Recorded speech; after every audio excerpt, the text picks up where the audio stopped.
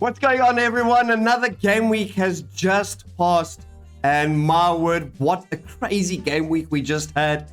I think some FPL managers are going to be very disappointed, with others landing on the right side of having Rashford or Tony in their team. Did you captain Salah?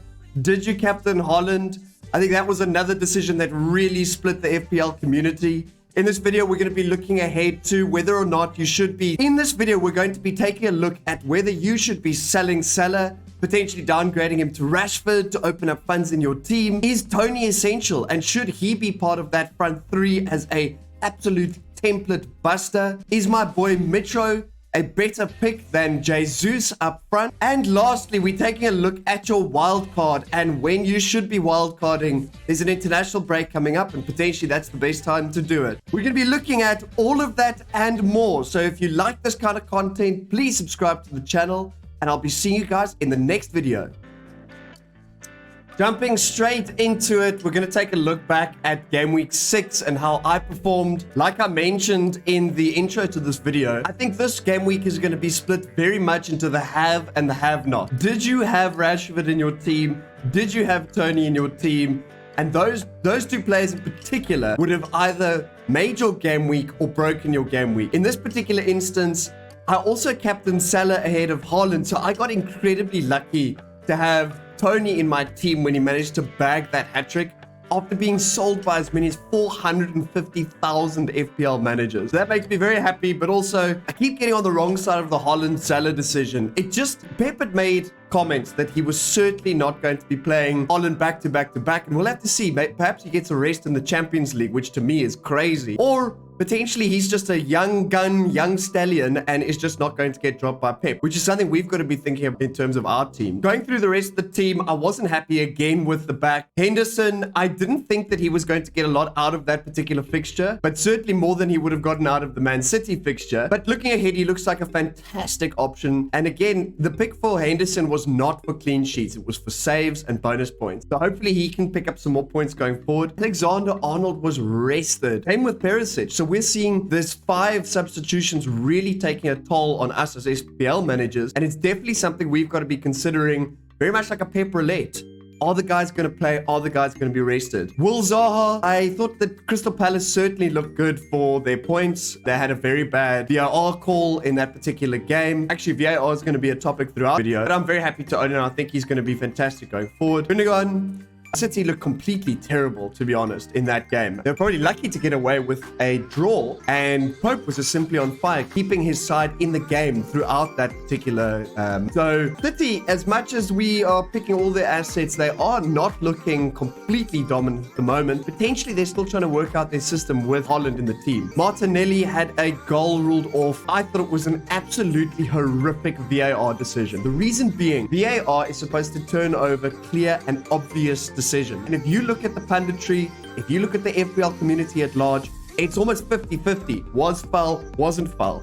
And to me, if there's that much doubt around it, how can the VAR possibly look to turn over that decision?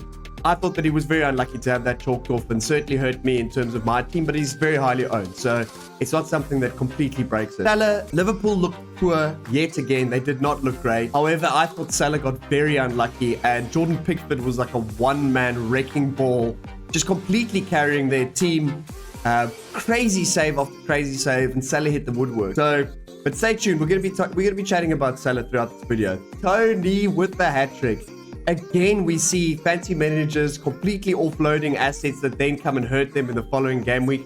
I myself was pretty close to changing Tony down to Mitrovic. Mitrovic did get a goal, but I was very happy to have Tony in the team. Gabriel Jesus, he still looks like a fantastic option to have, but we're going to be taking a look in this video whether or not Jesus makes sense. And then lastly, Haaland got the goal, got 3 bonus points. It just shows that everything he does is BPS. It's just BPS all over the place, and he's going to get many more of these. Ward, poor. Leicester, I don't see how Brendan Rodgers keeps his job, whether or not he resigns or whether or not he gets sacked. I don't see Leicester going forward with Brendan Rodgers this season. But all in all, Leicester look like the most likely relegation candidate after Bournemouth picked up that win. So really, Leicester's in a state of disarray and should be a team that you're targeting. Williams picked up an assist. I thought that he could get more out of that team. Andreas looked lively. Fulham probably had a lot more in them to be able to get more out of the game. Emerson, I'm very happy to be an Emerson owner. I think a lot of people are sleeping on him. He seems to be the 4.0 defender of choice, having played almost a full game.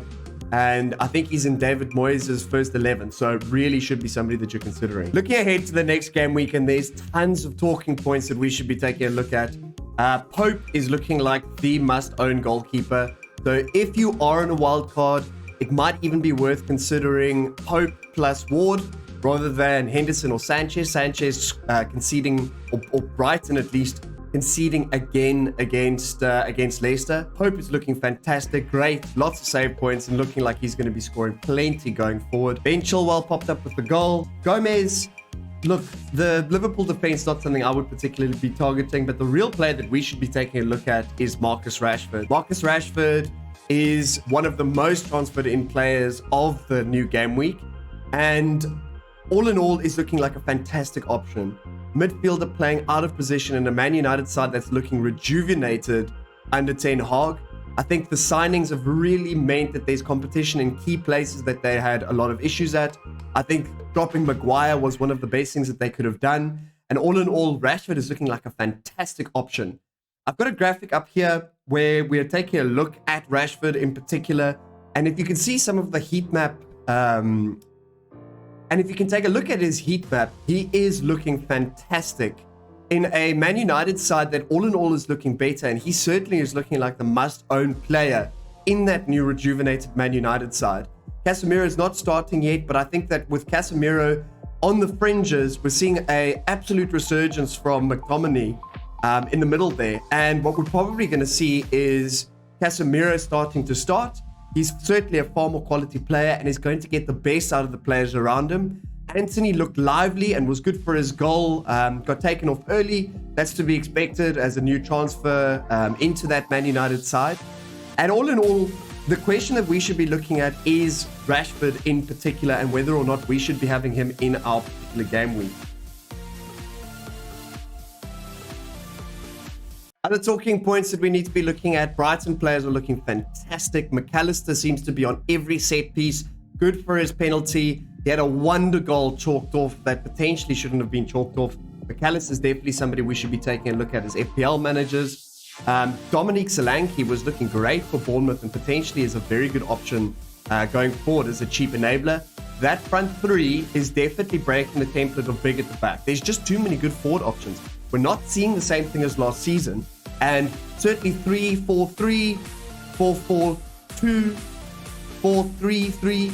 We're starting to look at a lot of these kind of options as FPL managers rather than the big at the back. Take a look at the rest of the most transferred in players. Kieran Trippier looked very lively and is definitely the must-own premium defender at the back there. He's a lot less than the other players, and with Alexander-Arnold, Cancelo, even Perisic being subbed off, it's starting to look like we should be playing a lot of the teams that don't have Champions League and midweek fixtures. Tony, we've already spoken about, hat-trick again.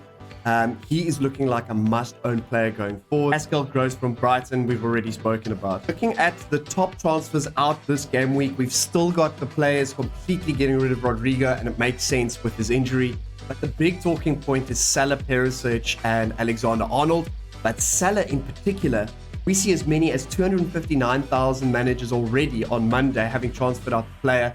I think we could easily see 1 million managers having transferred him out before this weekend.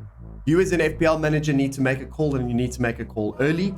But what I would be saying is that we've really got to be taking a look at Salah this season. If we take a look here at this particular graphic, Salah is as good or better in terms of the key measurements that we as FPL managers track in terms of attacking, creativity, and overall running performances according to these two graphic measures. If you take a look at the left one compared to the right one, 2021 to 2022 season, Salah is looking like he is as good as his former self. I actually saw a tweet the other day of Andy from Let's Talk FPL saying that if he was to continue on his current trajectory of points, he could score as many as 303 points throughout the given season. That certainly doesn't point at an underperforming player to me. However, if you're taking a look at how bad Liverpool is with their midfield injuries, their new signing, Arthur Melo, is not looking likely to start because he still needs to get up to speed and up to fitness. it could be well worth taking a look at in terms of your overall FPL sides, and I think that we could see him not being picked in a lot of wildcards that we're going to be seeing going forward. The major thing that I would recommend as FPL managers is to give him at least this game week against Wolves over the weekend. Wolves definitely look leaky at the back, and they look like they could concede a goal. Like we mentioned, a lot of the measurements that we've measured Salah on, he is performing or outperforming. And I would certainly think that us as FPL managers should keep hold of Salah going into this next game week. Looking ahead and my plans for the next game week, some of the transfers that I could make. There's a couple of players that I'm particularly concerned about, but all in all, I'm pretty chuffed with the current look of my side. The only player that I'm a little bit worried about is Perisic. It's the toughest fixture that you could look at, and certainly he looks like he could concede a goal if he starts at all, so he's somebody to consider. But all in all, I'm very happy with my side. And what I'm thinking going into this next game week is to enable me as far as possible going into the next game week. A lot of the considerations that I need to make are already in my team. If you look at Kieran Trippier, if you look at Tony, if you look at Haaland, a lot of these transfers I've already made, and I'm in a fantastic place compared to potentially some of the other managers. The only other thing to really be thinking about is whether Rashford is absolutely essential. He's playing out of position, 6.5 enabler in that midfield.